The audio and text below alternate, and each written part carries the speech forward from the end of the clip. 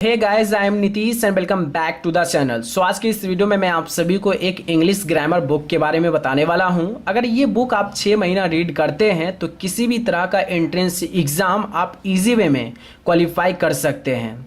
अगर एग्ज़ाम में 50 मार्क्स का क्वेश्चन रहेगा तो इजी वे में आप 45 to 48 ला सकते हैं इस बुक को पढ़ने के बाद।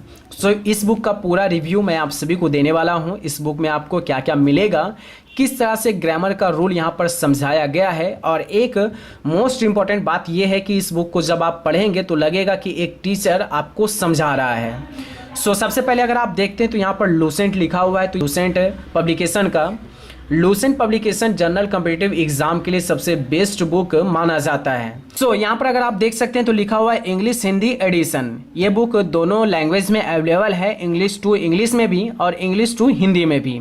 जिस लैंग्वेज में आप कंफर्टेबल हैं उस लैंग्वेज में आप मंगा सकते हैं। आगे अगर हम देखते हैं तो इसे ओपन करते हैं तो यहाँ पर देख सकते हैं दिया हुआ है कौन कौन सा एग्जाम आप क्लियर कर सकते हैं इस बुक को पढ़ने के बाद।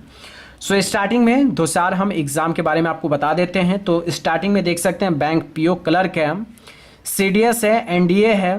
फिर आगे अगर आप देखते हैं तो बीएमएस है, सीसीईई है, MCA, BCA, IGNOU, SSC, UPSC, PCS, tax assistant, income tax and excise inspector, stenographer, translator, railway, CPO, BEd, entrance, commercial auditor, section officer, JNU entrance, LIC, AAO, GIC, AFMC for engineering.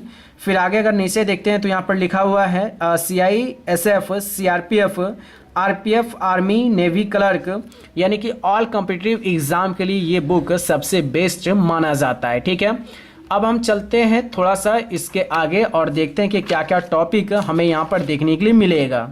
सो अगर देखते हैं तो starting से यहाँ पर syntax है, articles, noun and the number है, noun and the gender, noun and the case, pronoun, adjective, interchange of degree of comparison, time and tense, narration, voice, removal of to, verb, verb form, auxiliary verb, adverb, preposition, conjunction, non infinitive, question tag. Total यहाँ पर 39 topics आपको देखने के लिए मिलेगा।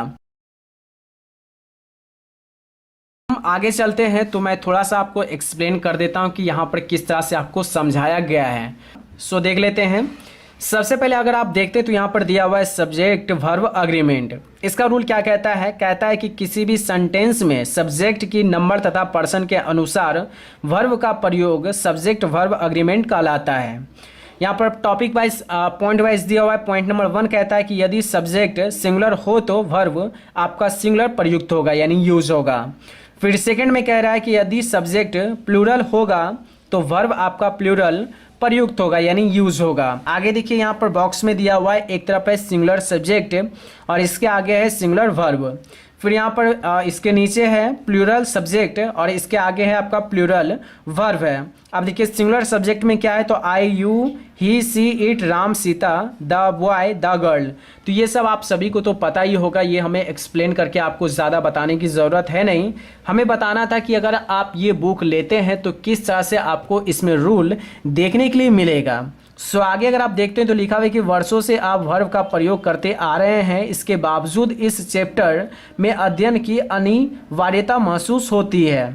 इसका कारण यह है कि आपको सेंटेंस के सब्जेक्ट का पता नहीं चलता या चलता भी है तो उसके नंबर ऑफ पर्सन के बारे में कंफ्यूज करते हैं।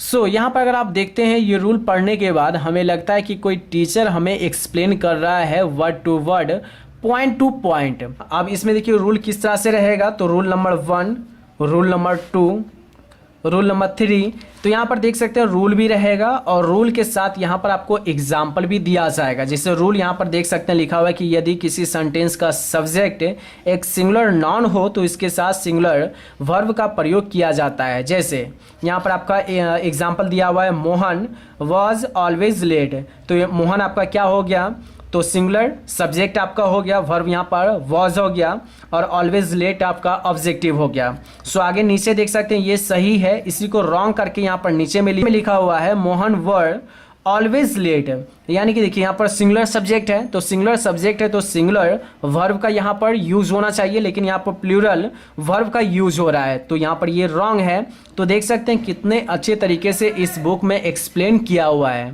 सो ऑनलाइन अगर लेना चाहते हैं तो आप ऑनलाइन भी ले सकते हैं, लिंक आपको नीचे डिस्क्रिप्शन बॉक्स में मिल जाएगा। इसी तरह की वीडियो देखने के लिए आप हमारे चैनल को सब्सक्राइब कर सकते हैं। चलिए फिर मिलते हैं अगले वीडियो में। Thank you all of you.